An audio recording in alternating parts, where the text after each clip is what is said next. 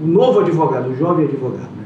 Como é que ele pode montar um escritório com pouca grana, com pouco dinheiro, né? Porque você está se lançando no mercado. Nem sempre você tem uma reserva, vamos dizer assim, né? Porque, como o senhor falou, a gente não aprende isso na academia, né? A academia, ela não tem, por exemplo, na grade, não tem lá gestão. Deveria, né? Deveria ter gestão advocatícia, né? Não tem. Para pelo menos você ter uma noção de como é que eu vou. Por quê? Porque a gente sabe que as nossas faculdades, elas ainda têm aquela visão de que está formando ali um jurista. Sim. Um cara que vai pensar o direito, um cara que vai, né? Não forma o advogado. Mas a gente também deveria ter essa visão um pouquinho mais ampla de, nem todo mundo vai ser pesquisador. Tem alguém aqui, ou a grande maioria, vai para o mercado.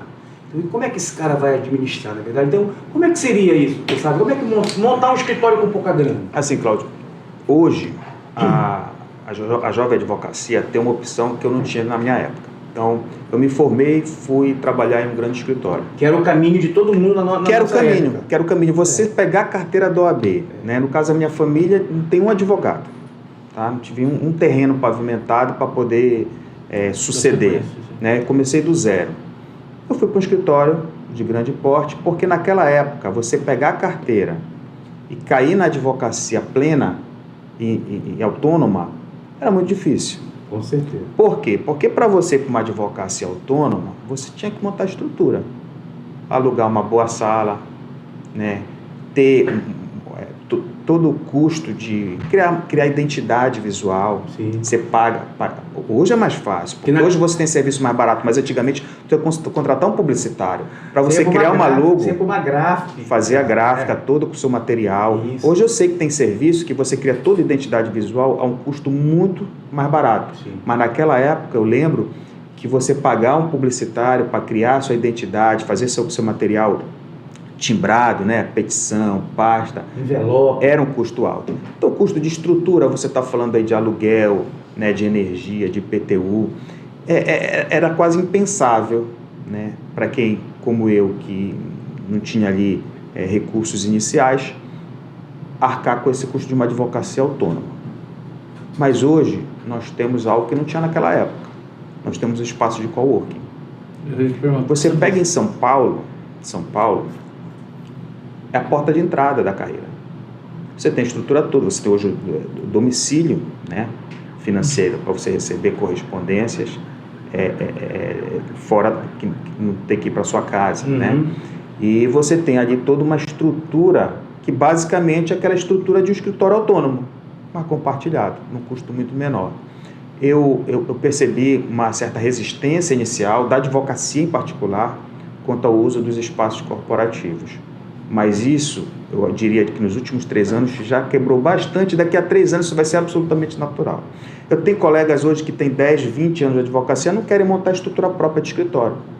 Ainda mais com esse advento do PJE, com essa modernização, que se torna cada vez menos necessário, né, você ter o espaço físico, o contato com o cliente passou a ser um contato também virtual. Hoje a gente percebe, doutor Sávio, que as pessoas que tinham grandes estruturas estão reduzindo as estruturas para pequenos escritórios.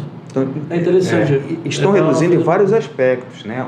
Uma das questões que a gente discute hoje é você trabalhar dentro de escritório de advocacia, estou falando de escritório médio para grande porte, trabalhar em sistema híbrido de trabalho, né? Ou seja, ter sempre a estrutura presencial. Quem está com médio, grande porte vai ter que ter uma estrutura física, sempre, né? Mas vale a pena. O que é melhor?